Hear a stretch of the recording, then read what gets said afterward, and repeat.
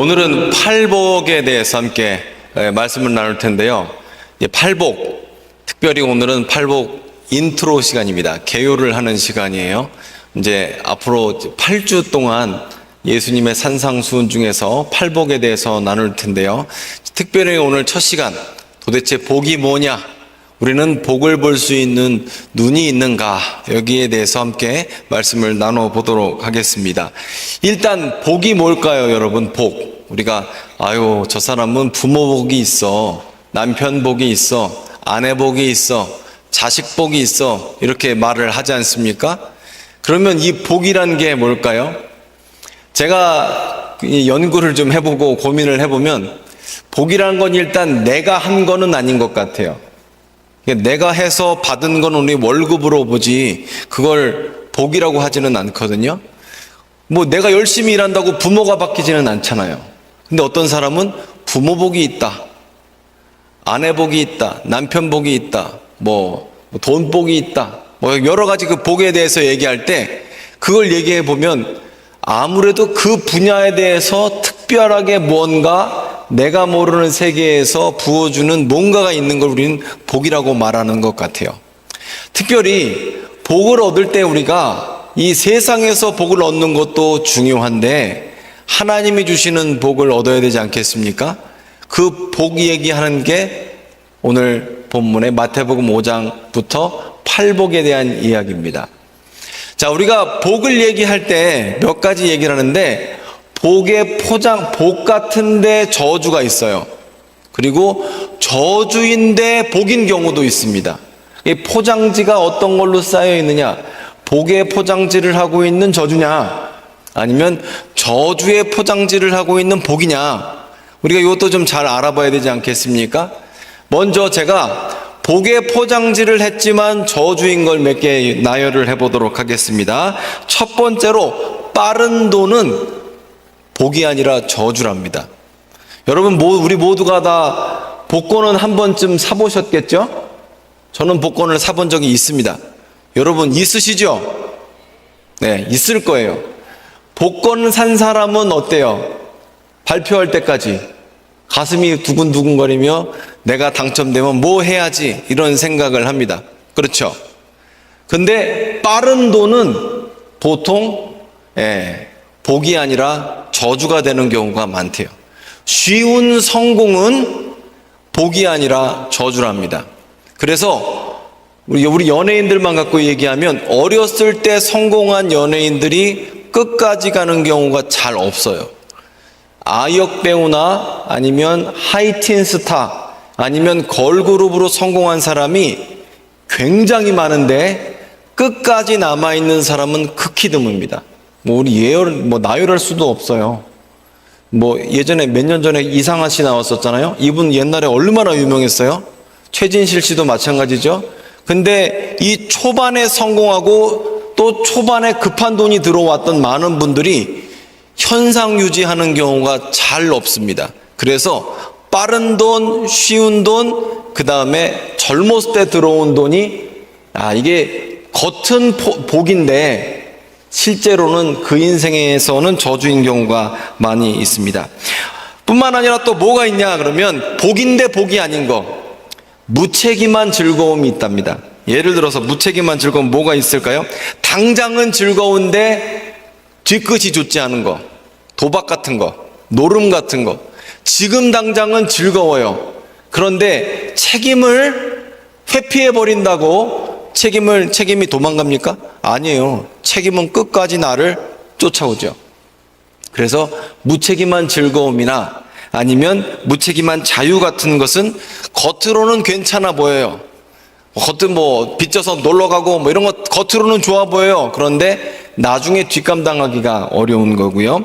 그 다음에 과시적으로 사람들 앞에 나가는 거, 과소비를 한다든지 아니면 남들에게 보여주기 위해서 뭘 한다는 거, 이런 거 자체가 겉으로는 좋아 보이는데 진정으로는 아니다라는 것. 그 다음에 잘못된 인간관계, 누군가 나 너무 힘들어, 의존적인 인간관계를 하게 돼요.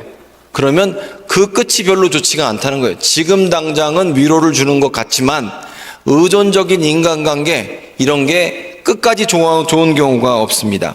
또 마지막으로 권력이 있는데요. 이 권력도 마찬가지입니다. 우리가 권력을 얻고 싶고 잘 쓰는 게 중요한데 권력은요, 일방통행이에요. 나는 행사할 수 있는데 나에게 참견하는 사람은 없습니다. 권력은 항상 일방통행이기 때문에 정상적인 누군가와의 인간관계가 되질 않아요. 그렇기 때문에 왜곡됩니다.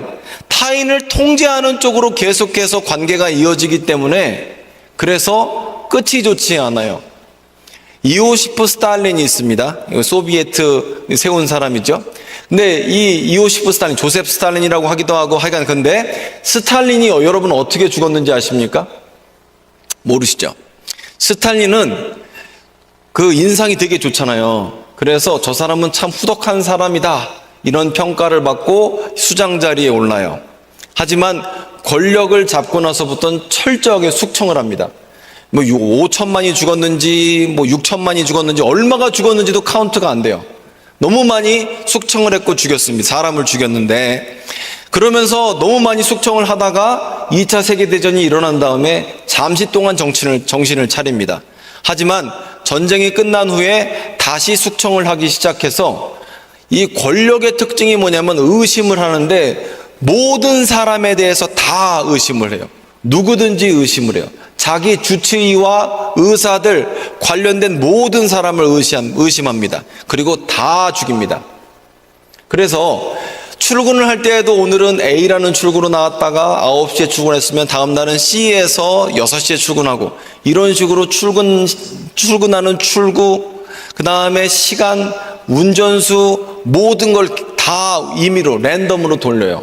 그만큼 의심병이 도졌고, 그리고 나중이 되면 될수록 이 공포 정치가 시작되면서, 왜 공포를 하냐면 누구도 믿지 않으니까 누구든지 다 죽이는 거예요.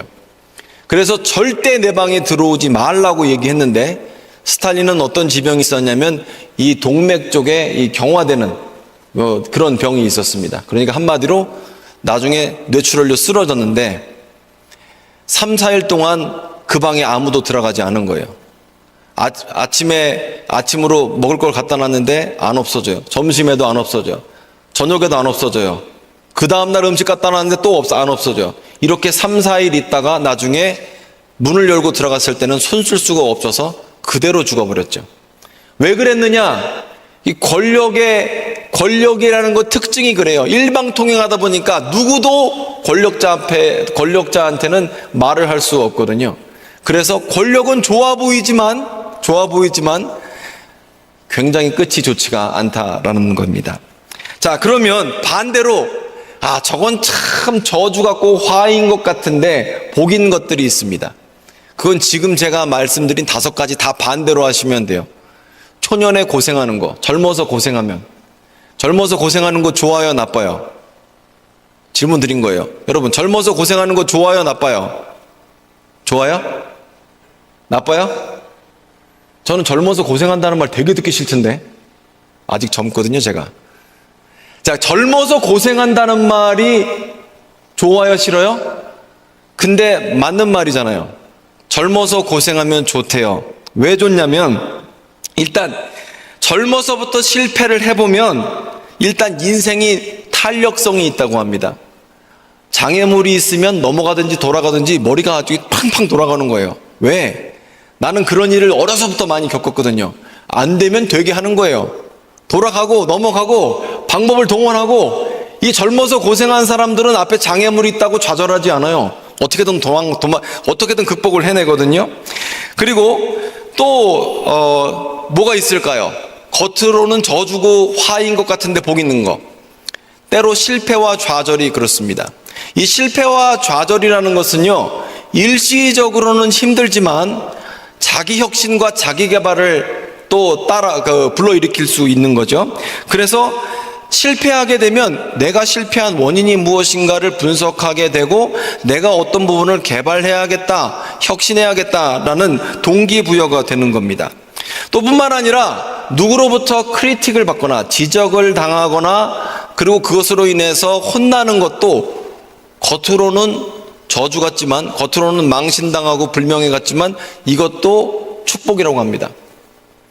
제가 친구가 한 명 있는데 저랑 동갑이에요. 근데 재작년에 장가를 갔어요. 작년에 장가를 갔어요.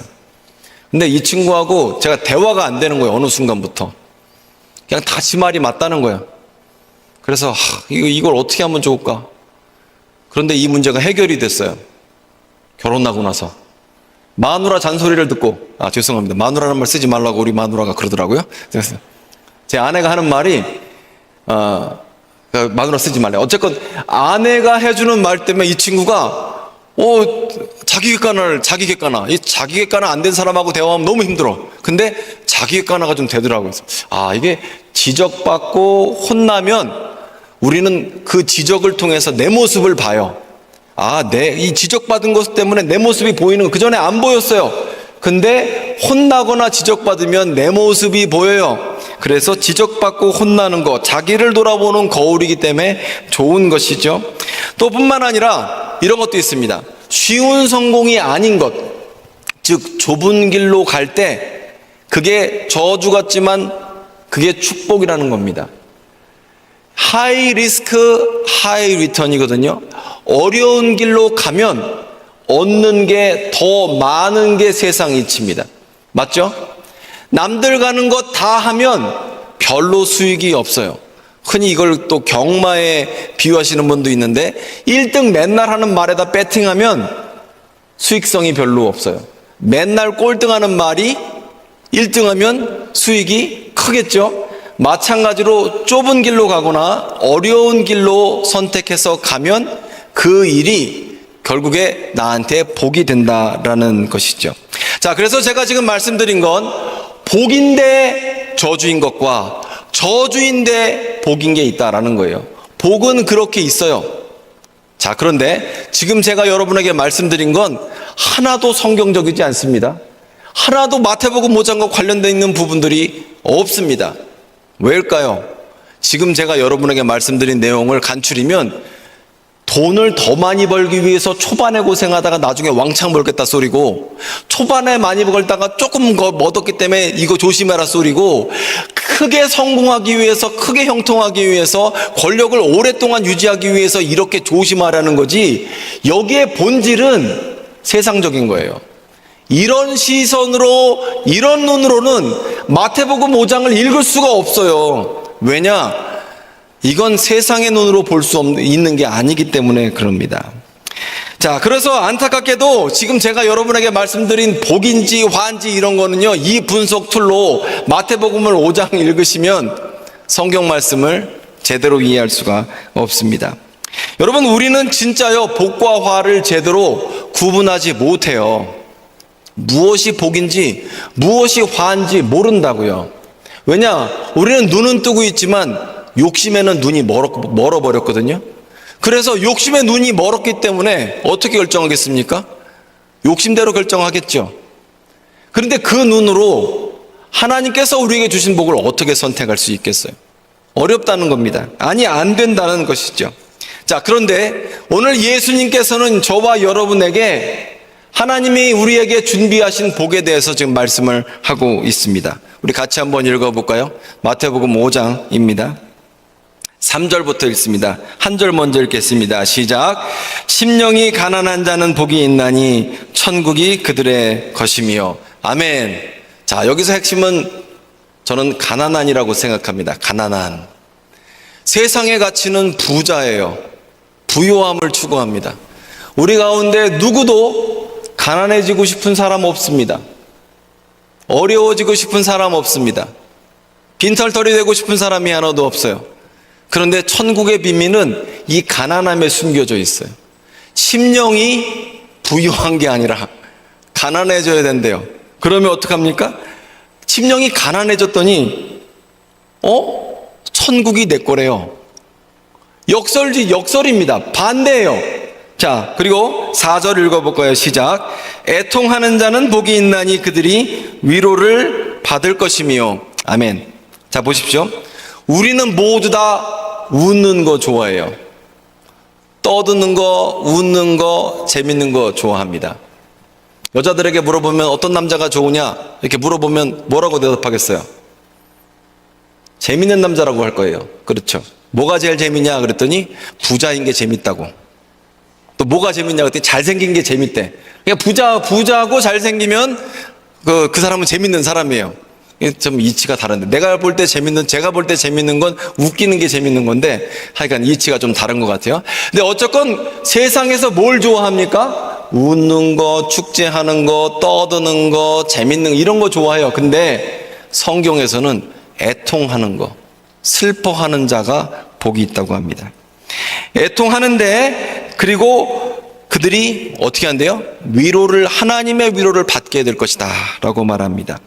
의에 줄이고 목마른 자가 복이 있습니다. 왜요? 배부를 것이기 때문에. 여기도 세상의 가치와 다르죠. 줄이고 목마르대요. 배고픈 거 좋아하는 사람이 없어요. 목마른 거 좋아하는 사람이 없어요. 그건 세상의 가치와 다른데, 그런데 줄이고 목마르면, 특별히 의에 대해서, 이건 가치관이 완전히 다른 겁니다.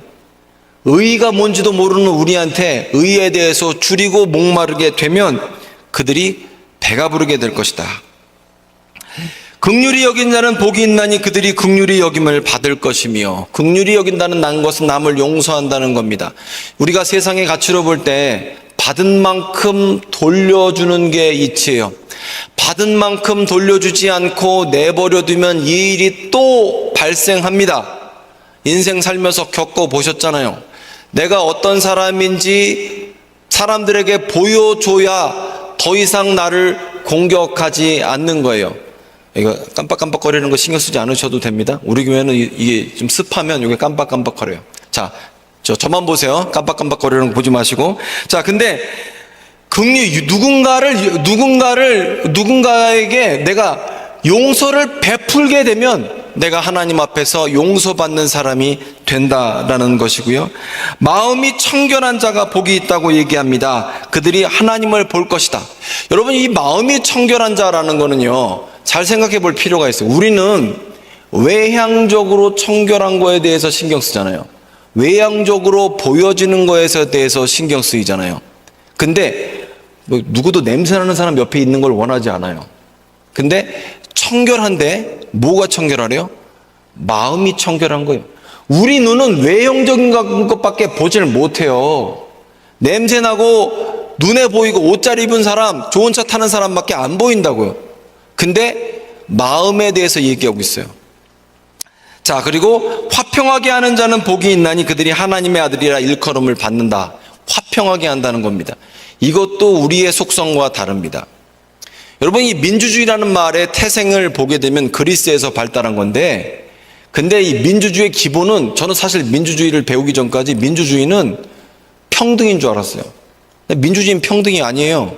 민주주의는 내가 가진 말할 수 있는 권리로 상대방을 논쟁을 통해서 설득하고 나와 같은 편의 사람을 모아서 권력을 이루고 그 뜻을 이루는 게 민주주의예요. 그래서 민주주의가 불평등할 수도 있죠.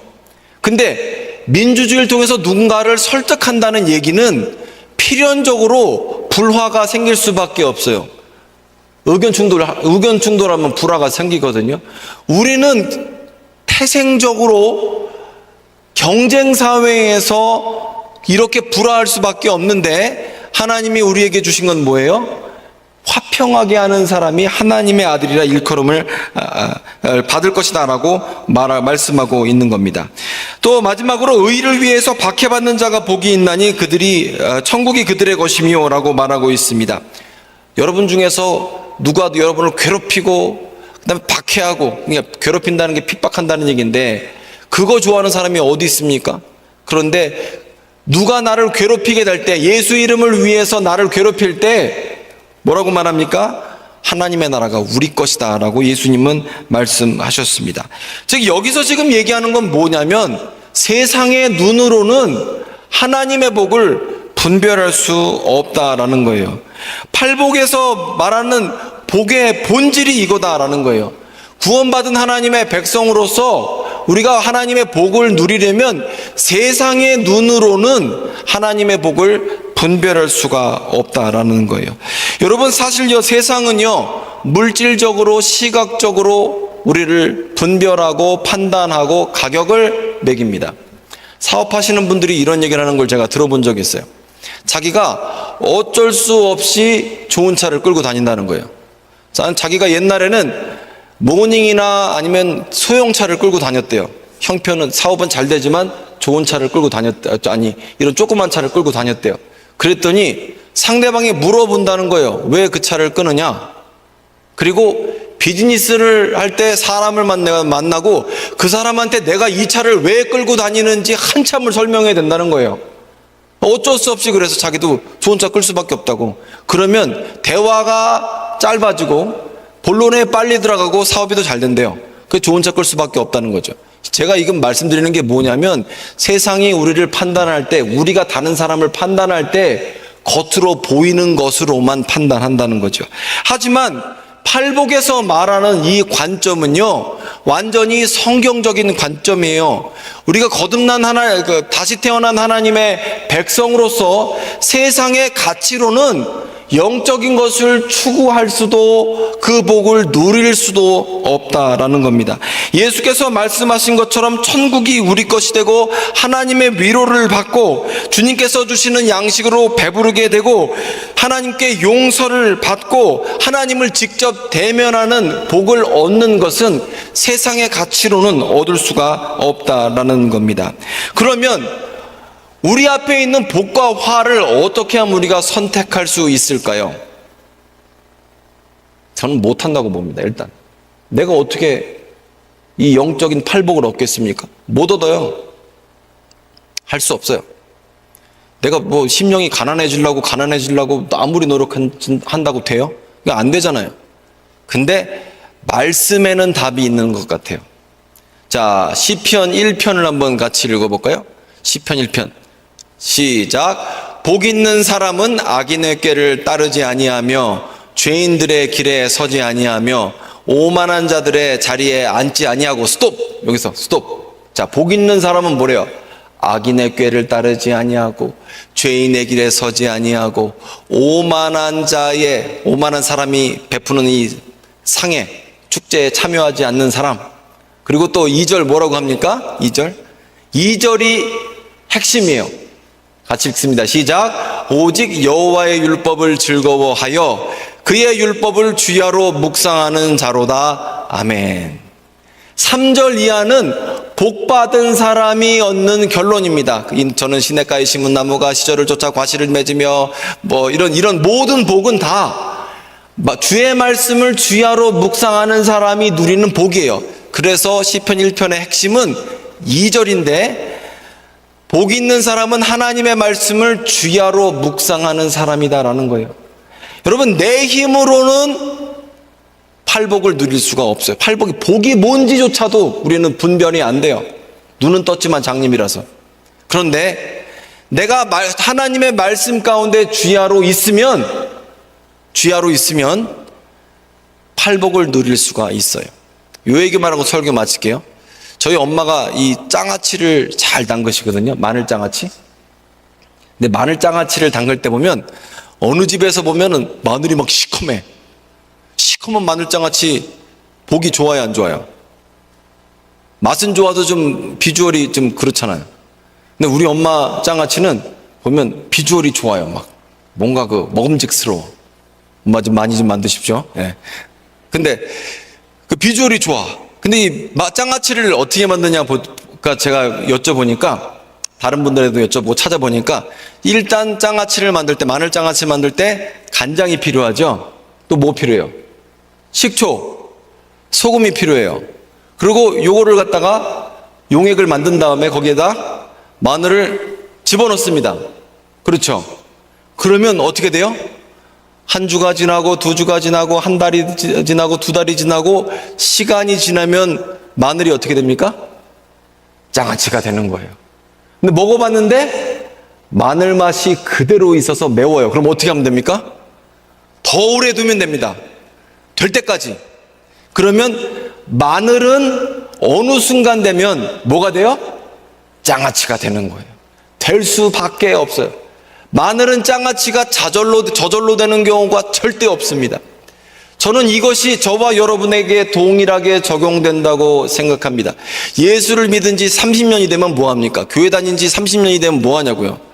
말씀 가운데 내가 담겨져 본 적이 없는데, 말씀으로 하루를 시작한 적이 없는데 하나님께서 나에게 주시는 복을 어떻게 분별하겠습니까?